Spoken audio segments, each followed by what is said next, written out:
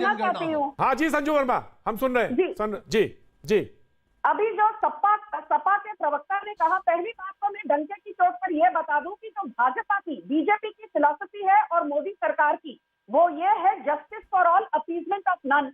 और ये जो आप कहते हो कि बीजेपी कभी जाति के आधार पर जनगणना नहीं आप कराएगी, केवल ये बताओ जाति जनगणना आप कराओगे कि नहीं कराओगे?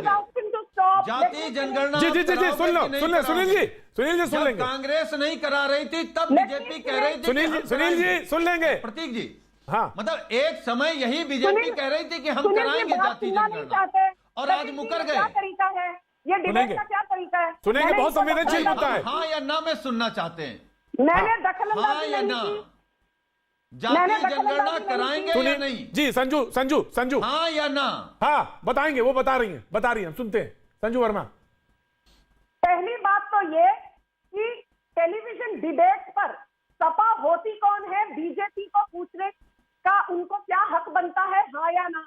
आप एक रीजनल पार्टी हो, रीजनल पार्टी की क्या कंपल्शन होती है वो आप जानते हो, एक नेशनल पार्टी की क्या कंपल्शन होती है वो आप नहीं जानते हो। इसलिए बीजेपी को भाषण देना, यही बात है, जिस दिन जाति जनगणना हो गई ये राष्ट्रीय पार्टी रीजनल हो जाएंगे और regional party. Right, very good. मैं आगे बढ़ता हूं। बात है, जिस दिन ये गणना हो गई तो रीजनल पार्टी नेशनल पार्टी हो जाएगी और नेशनल पार्टी रीजनल पार्टी हो जाएगी। मैं आ रहा हूं जी, एक रीजनल जी जेडीयू के कुछ, मैं आ रहा हूं जेडीयू के पास आ रहा हूं, ऑफकोर्स सर आ रहा हूं, लेकिन प्रोफेसर रागी बैठे हुए हैं, उन्होंने अपना ओपन स्टेटमेंट नहीं दिया।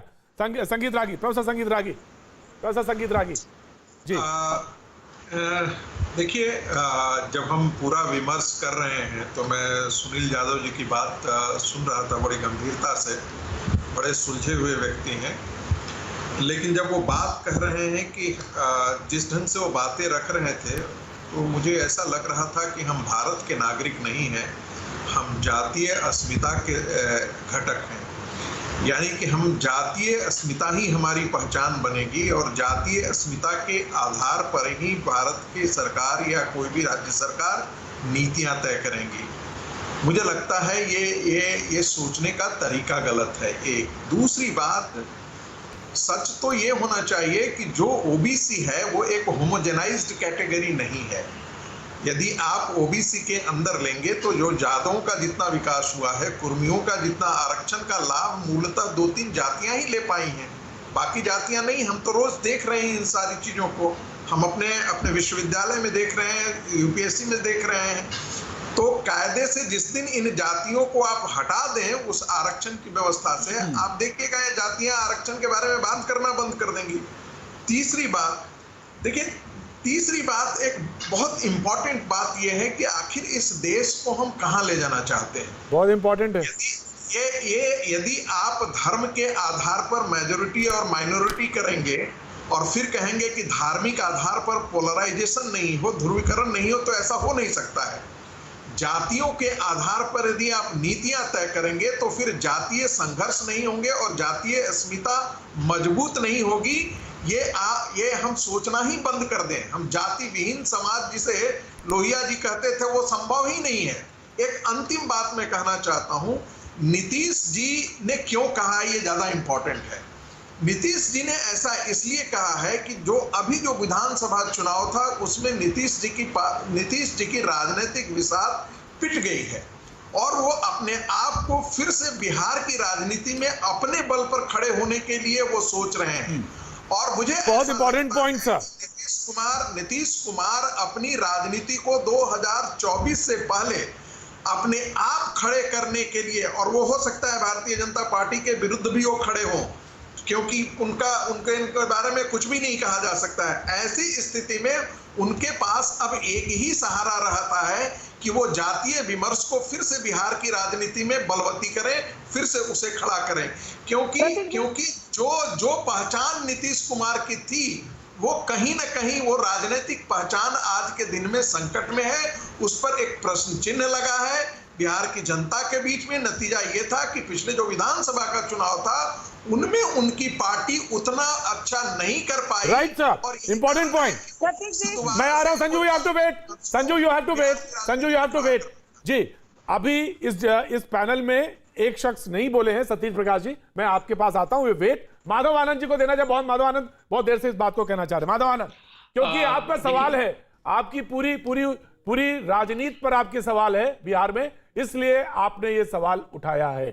प्रतीक जी, मैं इसी का जवाब देने के लिए आतुर हूं। मैंने सबकी बातों को सुना और राजनीति जो जातिगत जनगणना की जो मांग है उसका राजनीतिकरण करना कतई उचित नहीं है। और जहां तक एक प्रवक्ता जी ने, राजनीतिक विश्लेषक जी ने क्या कहा नीतीश जी के बारे में, मैंने वो भी सुना।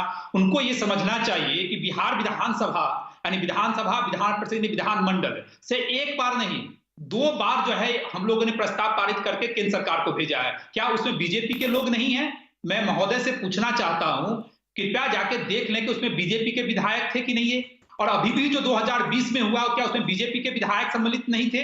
तो निश्चित रूप से सबकी मांग है। सरकार के आदरणीय प्रधानमंत्री जी की मंशा पे कोई डाउट नहीं है। आप जन कल्याणकारी योजना कैसे बनाएंगे, कैसे क्रियान्वयन करेंगे जब लोगों को पता ही नहीं है कि उनकी आबादी कितनी है? मुझे लगता है देश हित को ध्यान रखना चाहिए। देश सर्वोपरि है, जनता जनार्दन सर्वोपरि है। राजनीति मत कीजिए, राजनीति करने के लिए नहीं है। Sangeet Ragi ji please quick, very quick response sir. Sangeet Ragi ji very quick response sir ji. ऐसा है कि देश की नीतियां बनाने के लिए जातीय विमर्श जरूरी नहीं है। किसी की आबादी, किसी जाति की आबादी कितनी है ये आवश्यक नहीं है। दूसरी बात, ये तो सच्चाई है कि आप बिहार विधानसभा से पारित कर दें या उत्तर प्रदेश विधानसभा से पारित कर दें, आरक्षण की जब भी बात आती है तो कोई भी पार्टी खुलकर के इसके बारे में अपनी राय नहीं रख पाता है, क्योंकि उसको पता है कि इसकी राजनीतिक कीमत उसको चुकानी पड़ेगी। लेकिन एक राजनीतिक विश्लेषक के नाते ही ये मैं कह रहा हूं कि ये मूलतः इनके नीतीश जी की बात जो कोई है वो कोई सामाजिक कल्याण के नारे के साथ जोड़ना इसको बिल्कुल ठीक नहीं होगा।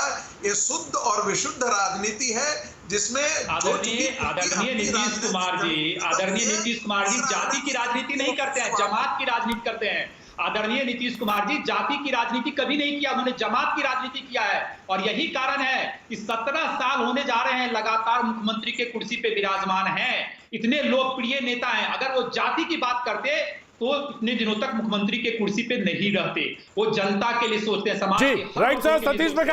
Satish Prakash your view point. Satish Prakash ji your view point. Satish Prakash ji. नहीं प्रतीक जी, देखिए मुझे आपकी पूरी डिबेट को मैंने अच्छे तरीके से करा और हर व्यक्ति ने उसको अपने अपने तरीके से डिफाइन किया। देखिए इस देश में 1931 के बाद यहाँ चर्चा ये नहीं होनी चाहिए कि जातीय जनगणना होनी है नहीं होनी। भारत में जातीय जनगणना हो चुकी, 2011 में जातीय जनगणना हो चुकी, सरकार के पास आंकड़े हैं। और अगर मैं झूठ बोल रहा हूं तो देश के प्रधानमंत्री जी सदन पे, संसद के पटल पे ये कहते हैं कि हमारे पास